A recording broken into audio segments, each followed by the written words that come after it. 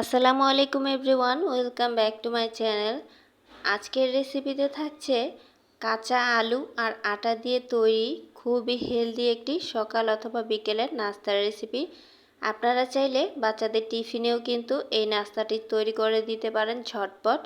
আর এই নাস্তাটা খেতে এত বেশি মজার হয় যে বাসার ছোট থেকে বড় সবাই অনেক বেশি পছন্দ করবে আর বারবার রিকোয়েস্ট করবে এই নাস্তাটি আবার বানিয়ে দেওয়ার জন্য। তো আশা করছি আমার আজকের এই সহজ রেসিপিটি আপনাদের কাছে অনেক বেশি ভালো লাগবে।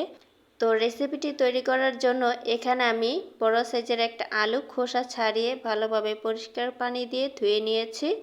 এখন একটা গ্রেটার নিয়েছি, গ্রেটারের সাহায্যে আমি আলুটাকে গ্রেট করে নেব। আপনারা চাইলে কিন্তু ছুরি দিয়েও এই কাজটি করে নিতে পারেন, তবে গ্রেটার দিয়ে গ্রেট করে নিলে কিন্তু আলুগুলো অনেক বেশি মিহি হয়। তো এখানে কিন্তু আমার আলুটা ভালোভাবে গ্রেট করে নিয়েছি আমি। এখন গ্রেটারটা সরিয়ে নিচ্ছি। এখন এই আলুটাকে ভালোভাবে পরিষ্কার পানি দিয়ে ধুয়ে নিব। তো সেই জন্য এখানে আমি মিক্সিং বোলে আলুগুলোকে ঢেলে নিচ্ছি। এরপর এখানে দিয়ে দিব পানি। পানি দিয়ে ভালোভাবে 2 থেকে 3 বার ভালোভাবে পরিষ্কার করে আলুটাকে ধুয়ে নিতে হবে, যতক্ষণ পর্যন্ত আলুর গা থেকে কষটা বের হয়ে না যায় ততক্ষণ পর্যন্ত আলুটাকে ভালোভাবে পরিষ্কার পানি দিয়ে ধুয়ে নিতে হবে। তো আলুগুলো কিন্তু আমার পরিষ্কার পানি দিয়ে ধুয়ে নিয়েছি। আর এখানে দেখতে পাচ্ছেন আলুগুলো কত বেশি ঝরঝরে হয়েছে। এদিকে একটা মিক্সিং বোলে নিয়ে নিচ্ছি 1 কাপ পরিমাণ আটা। আপনারা চাইলে কিন্তু ময়দা দিয়েও এই রেসিপিটা তৈরি করতে পারেন, তবে হাতের কাছে আটা সব সময় থাকে তাই আমি আটা দিয়ে তৈরি করে দেখাচ্ছি। এরপর এখানে দিয়ে দিচ্ছি হাফ চা চামচ হলুদ গুঁড়া, দিয়ে দিলাম হাফ চা চামচ মরিচ গুঁড়া। এরপর এখানে দিয়ে দিচ্ছি চাট মশলা হাফ চা চামচ। চাট মশলা হাতের কাছে না থাকলে স্কিপ করতে পারেন। এরপর এখানে দিয়ে দিচ্ছি স্বাদ অনুযায়ী লবণ। এখন সব কিছু আটার সঙ্গে মিশিয়ে নিচ্ছি। আটার সঙ্গে মিশিয়ে নেওয়া হয়ে গেলে এখানে আমি গ্রেট করা আলুটা দিয়ে দিচ্ছি। এখন আলুর সঙ্গে আটার মশলাটা ভালোভাবে মিক্স করে নিতে হবে। আপনারা দেখেই বুঝতে পারছেন আমি কিভাবে এই কাজটি করছি। ভালোভাবে মিশিয়ে নিয়েছি। এরপর এখানে দিয়ে দিচ্ছি পরিমাণ মতো পানি। আমি অল্প অল্প করে পানি দিয়ে এখানে একটা ব্যাটার তৈরি করে নিব।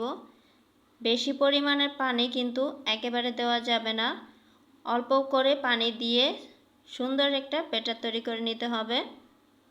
ব্যাটারটা বেশি পাতলাও হবে না আবার বেশি ঘনও করা যাবে না। তো দেখতেই পাচ্ছেন ব্যাটারটা কিন্তু আমার তৈরি হয়ে গেছে। এই পর্যায়ে আমি দিয়ে দিচ্ছি এখানে 2 টেবিল চামচ পেঁয়াজ কুচি। এরপর দিয়ে দিচ্ছি 2 টেবিল চামচ ধনিয়া পাতা কুচি। ধনিয়া পাতা দিলে নাস্তার টেস্ট কিন্তু অনেক বেশি বেড়ে যায়। এখন ভালোভাবে মিক্স করে নিচ্ছি। মিক্স করা হয়ে গেছে।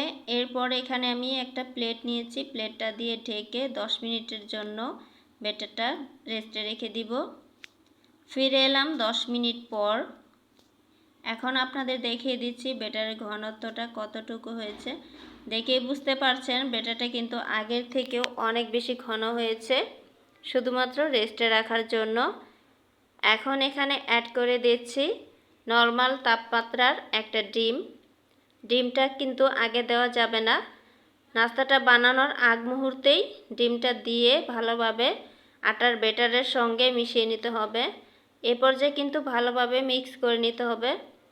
যদি একটু সময় নিয়ে কিন্তু আটার ব্যাটারের সঙ্গে ডিমটাকে ভালোভাবে মিশিয়ে নিতে হবে, যাতে আটার সঙ্গে ডিমটা ভালোভাবে মিশে যায়, তাই একটু সময় নিয়ে আটার সঙ্গে ডিমটাকে মিশিয়ে নিচ্ছি। তো মেশানো হয়ে গেছে। এখানে কিন্তু চুলাতে একটা ফ্রাই প্যান বসিয়ে দিয়েছি আর কিছুটা তেল ব্রাশ করে নিয়েছি। এখন ব্যাটার থেকে কিছুটা ব্যাটার আমি দিয়ে দিচ্ছি। পরিমাণ মতো ব্যাটার এখানে দিয়ে দিতে হবে। আমি মিডিয়াম সাইজের একটা পরোটা তৈরি করে নিব, তাই এখানে অল্প পরিমাণের ব্যাটার দিয়ে দিলাম। আর ব্যাটারটা দেওয়ার সময় কিন্তু একটু আলতো হাতে ব্যাটারটা ছড়িয়ে দিতে হবে। দেখেই বুঝতে পারছেন ব্যাটার কিন্তু উঠে আসছে চামচের সাথে। যেহেতু আমি ফ্রাই প্যানে তেল ব্রাশ করে নিয়েছি, তাই ব্যাটারটা আলতো হাতে কিন্তু ছড়িয়ে দিতে হবে, নইলে উঠে আসবে। চামচের গায়ে কিন্তু উঠে আসার চান্স আছে। তো আমার ব্যাটারটা কিন্তু ছড়িয়ে দেওয়া হয়ে গেছে। এখন 2 থেকে 3 মিনিটের মতো অপেক্ষা করছি। 3 মিনিট পর আমি রুটিটা উল্টে দিচ্ছি। এ পর্যায়ে কিন্তু চুলার আঁচটা আমার একদমই লো হিটে আছে। আর এখানে আমি একটা সাইডে তেল ব্রাশ করে নিচ্ছি ব্রাশ দিয়ে।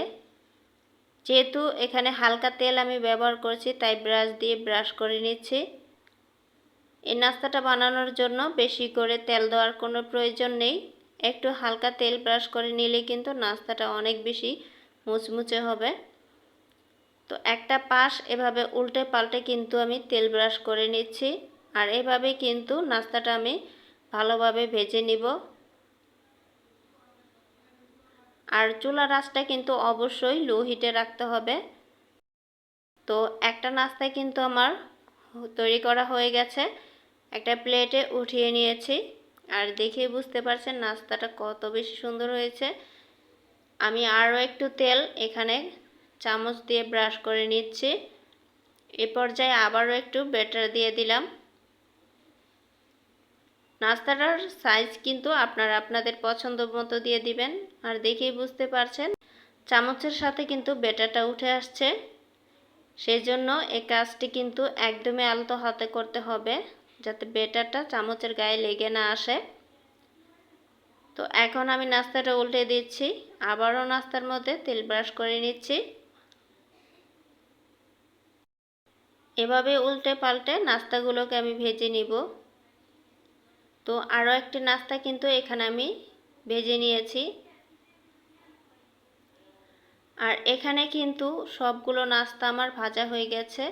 মাশাআল্লাহ, নাস্তাগুলো দেখতে কিন্তু অনেক বেশি ইয়ামি লাগছে। সকালবেলা হাতে যখন সময় কম থাকবে তখন কিন্তু এরকমই খুবই মজার আর ঝটপট একটা হেলদি নাস্তা তৈরি করতে পারি। আর আমার আজকের রেসিপিটা কেমন লেগেছে অবশ্যই কিন্তু কমেন্ট করে জানাবেন। আর ভিডিওতে একটা লাইক দিতে একদমই ভুলবেন না। যারা আমার চ্যানেলে নতুন আছেন তারা চাইলে আমার চ্যানেলটিকে সাবস্ক্রাইব করে আমার পাশেই থেকে যেতে পারেন। আজকের মতো তাহলে এখানেই বিদায় নিচ্ছি। সবাই ভালো থাকবেন। আল্লাহ হাফেজ।